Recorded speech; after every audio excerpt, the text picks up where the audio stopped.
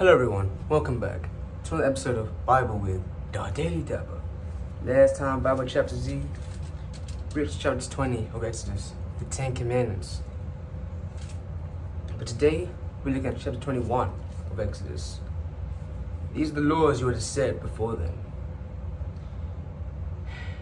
If you buy a Hebrew servant, he is to serve you for 6 years, but in the 7th year, he shall go free, without paying anything. If he comes alone, he is to go free, alone. But if he has a wife when he comes, she shall go with him.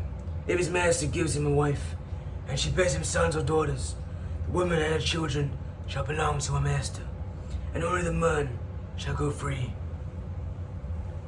But if the servant declares, I love my master, and my wife and children, and do not want to go free, then his master must take him before the judges. He shall take him to the door or the doorpost and pierce his ear with an awl. Then he'll be a servant for life. If a man sells his daughter as a servant, she shall not go free as male servants do, if she does not please the master who has selected her for himself. He must let her be redeemed.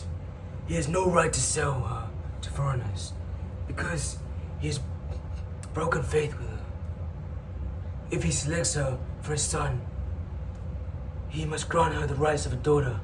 If he marries another woman, he must not deprive the first one of her food, clothing, or marital rights. If he does not provide her with these 3 things, she is to go free, without any payment of money. Anyone who strikes a person with a fatal blow is to put to death.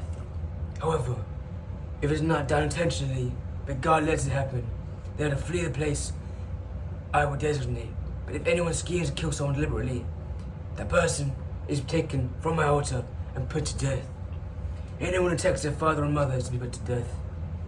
Anyone who kidnaps someone is to be put to death, whether the victim has been sold or still in the kidnapper's possession. Anyone who curses their father or mother is to be put to death. If people quarrel and one person hits another person with a stone or with their fist, and the victim does not die but is confined to the bed, the one who struck the bow would not be held liable if the other can get up and walk around inside with a staff. However, the guilty party must pay an injured person for any loss of time and see the victim is completely healed. Anyone who beats their male or female slave with a rod must be punished if the slave dies as a direct result. But they are not to be punished if the slave recovers after a day or 2, since the slave is their property. If people are fighting and hit a pregnant woman and she gives birth prematurely, but there is no serious injury, the offender must be fined whatever the woman's husband demands, and the court allows.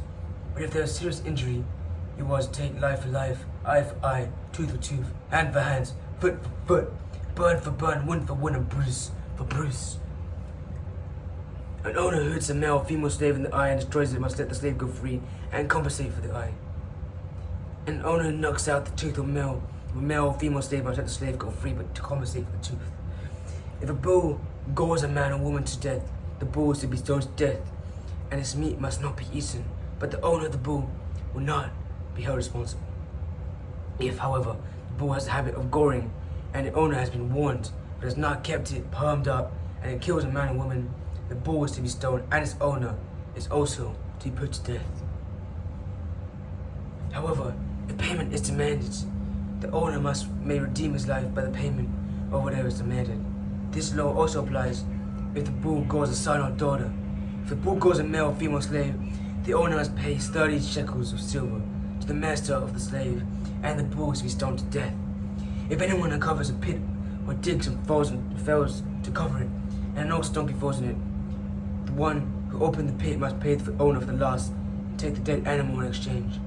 If anyone's bull injures someone else's bull and it dies, the 2 parties are to sell the live one and divide both the money and the dead animal equally. However, if it was known the bull had a habit of goring, if the owner did not keep it penned up, the owner must pay animal for animal and take the dead animal in exchange.